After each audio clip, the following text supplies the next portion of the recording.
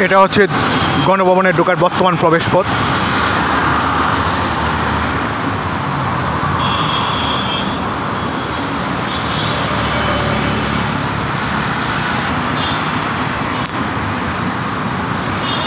Dear friends, আসসালামু আলাইকুম। এই হচ্ছে বাংলাদেশের জাতীয় সংসদ, শেরেবাংলা নগর।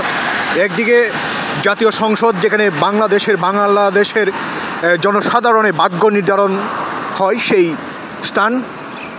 অন্য পাশে গণভবন, যেখানে থেকেই সদ্য পলায়নকারী খুনি হাসিনা, যার বিশৃঙ্খলিত জীবন ব্যবস্থা ও উদ্দেশ্য প্রণোদিত রাষ্ট্রনীতি, স্বেচ্ছাচারী রাষ্ট্রনীতি এবং জনসাধারণের উপর নগ্ন হামলাকারী সশস্ত্র সন্ত্রাসী শেখ হাসিনার তথাকথিত কার্যালয় গণভবন। সময় যেভাবে ছুটে বেড়ায়, ঠিক তেমনি এই কানকার স্থান এখন একেবারে নীরব এবং একেবারে জীর্ণশীর্ণ সময় পার করতেছে। বাংলাদেশের এই বাঙালিদের ইতিহাস রক্তাক্ত ইতিহাস। এই ইতিহাস অত্যন্ত পুরনো এবং খুবই বেদনাদায়ক ইতিহাস। বাঙালিদের ইতিহাসটি এত বেদনাদায়ক, কষ্টদায়ক ইতিহাস, আমার যতটুকু জানা মতে অন্যান্য কোনো জাতিতে এত রক্তাক্ত, এত বিয়োগান্তিক কোনো ইতিহাস আছে বই আমার জানা নেই। তবে এখনও নীরবে নিবৃত্তেই কিন্তু এখনও দিন পার করতেছে এই আওয়ামী সন্ত্রাসীদের, তথাকথিত সন্ত্রাসীদের দোসররা, যারা সারা বাংলাদেশকে ঘায়েল করতে চেয়েছিল, যারা বাঙালি জাতিদের জীবন ব্যবস্থা নিয়ে, তাদের রাষ্ট্র নিয়ে চিনিমিনি খেলা করেছিল। তারা কিন্তু এখনও তারা বসেনি, তারা নিশ্চুপ নেই, তারা সবসময় কূট চাইলে ষড়যন্ত্রে লিপ্ত রয়েছে। অর্থাৎ চক্রান্তকারীরা সবসময় এই ধরনের কার্যক্রমেই লিপ্ত থাকে। এই হচ্ছে গণভবনের বহিরাংশ, যেখানে দাম্ভিকতা ছড়িয়ে ছিটিয়ে আছে, যেখানে রক্ত, বহু শত হাজার মানুষের কান্না এবং আহাজারি এই দেয়ালে ছড়িয়ে ছিটিয়ে এখনও ক্রন্দন করে। যারা হারিয়েছে তারা জানে এই হারানোর বেদনা কত কষ্টদায়ক, কত হৃদয় বিদারক। তবে বন্ধুরা, বাঙালি জাতিদের ইতিহাস যদি আপনি লক্ষ্য করেন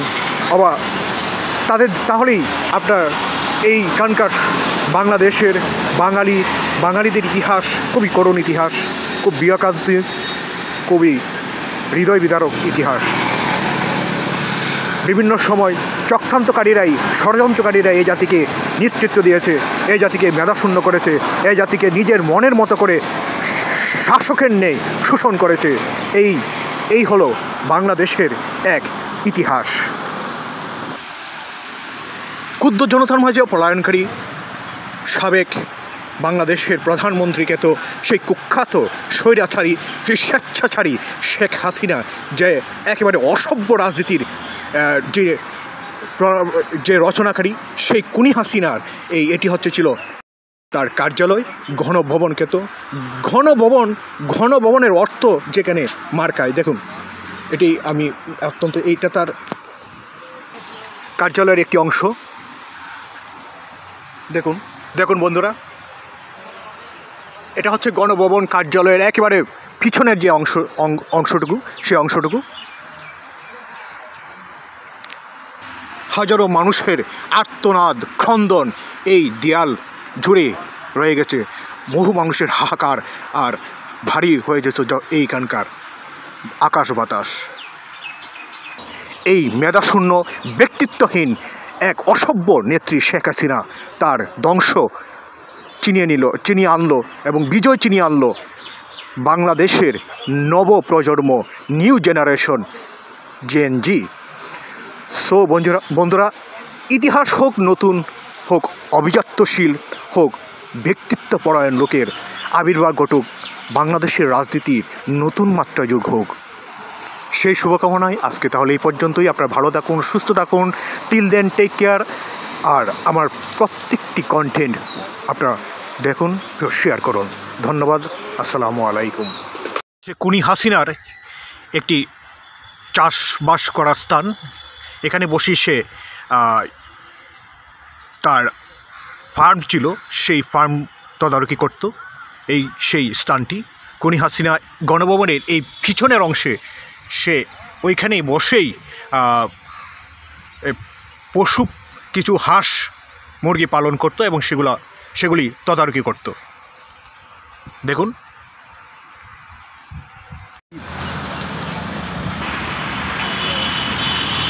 ওকে, thank you. Like, comment and share. দেখা হবে পরবর্তী কোনো আকর্ষণে। ধন্যবাদ।